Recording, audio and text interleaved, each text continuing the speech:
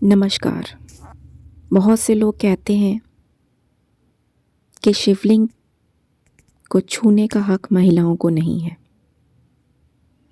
एक दिन मैं अपने मंदिर में पूजा करने गई। वहाँ पर एक महिला मुझसे कहती है कि तुम्हें अभिषेक करते वक्त बाबा को हाथ लगाना बिल्कुल भी उचित नहीं है। मैंने उनसे पूछा कि आप ऐसा क्यों कह रही हैं? वो सब मुझे नहीं पता, बस मैं इतना जानती हूँ कि तुम गलत पूजा कर रही हो। उन्होंने मुझे उत्तर दिया। मेरा दिल उस बात को लेकर इतना खंडित हो गया कि क्या महादेव इंसानों की तरह स्त्री पुरुष में भेद करते हैं? क्या उनके लिए कोई आत्मा स्त्री है कि पुरुष, ये उनके लिए फर्क पड़ता है? क्या उनकी पूजा करने का हक सिर्फ पुरुषों को है? क्या उनकी पूजा, उन्हें हाथ लगाने का हक सिर्फ पुरुषों को है?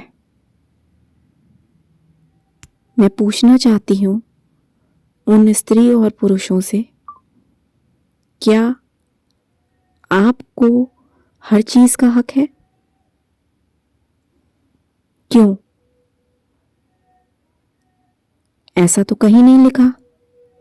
फिर आप किस आधार पर ये बात करते हैं? क्योंकि कुछ सामाजिक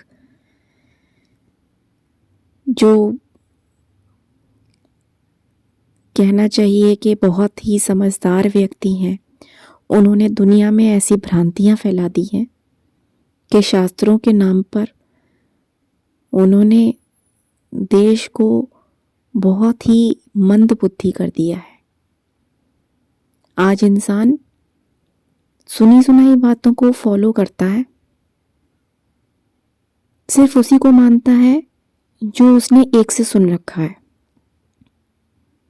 वो बिना ये तर्क जाने कि क्या सही है क्या गलत, उसे सिर्फ अपनी बात को साबित करना है कि वो सही है। तो मैं पूछना ये चाहती हूँ कि ऐसा किस ग्रंथ में लिखा है कि महादेव को स्त्रियां नहीं छू सकती? क्या महादेव को छूने का हक स्त्रियों को नहीं है? तो फिर जगत जननी जगदम्बा को छूने का हक भी पुरुषों को नहीं होना चाहिए। क्यों होता है? क्यों बेटा अपनी माँ को छू सकता है? जब बेटी अपने बाप को नहीं छू सकती तो माँ को बेटा क्यों छूता है? आपके पास है इस बात का जवाब? तो कमेंट करके ज़रूर बताइए। और मुझे ये भी बताइए कि क्या आत्मा स्त्री होती है या पुरुष? क्या आत्मा का कोई लिंग होता है? अगर हाँ, तो फिर हमें शास्त्रों में ये क्यों कहते हैं कि कोई आत्मा स्त्री बन सकती है, कोई भी पुरुष बन सकती है, कोई भी किसी भी योनि में जा सकती है?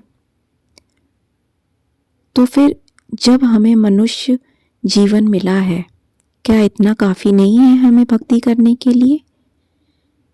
अब मनुष्य जाति में आने के बाद हमें स्त्री और पुरुष का भी भेद करना है, तो तब हम भक्ति कर पाएंगे प्रभु की? तो बड़ा मुश्किल हो जाएगा। इतनी मुश्किल से तो हमें मनुष्य योनि मिली, अब उसमें भी ये भेद हो रहा है कि ये स्त्री है ये पुरुष है। आखिर चाहता क्या है ये समाज? पूछे तो सही। अगर आपको समझ में आए तो आप ज़रूर बताइएगा। हर हर महादेव।